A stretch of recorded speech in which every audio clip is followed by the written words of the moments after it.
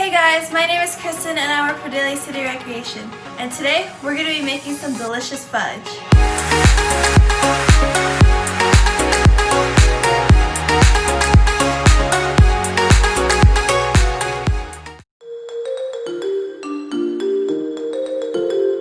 The first thing you want to do is line your pan with parchment paper and set aside.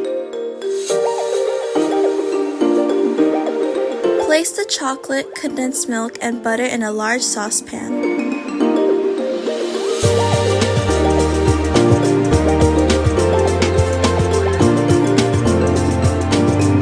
Then you want to place it over medium heat.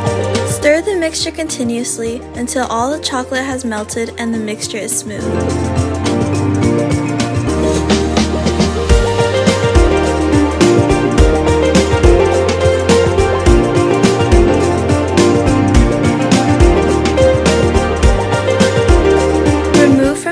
And scoop the mixture into the prepared baking pan in an even layer. Refrigerate for at least 3 hours or until it is fully chilled.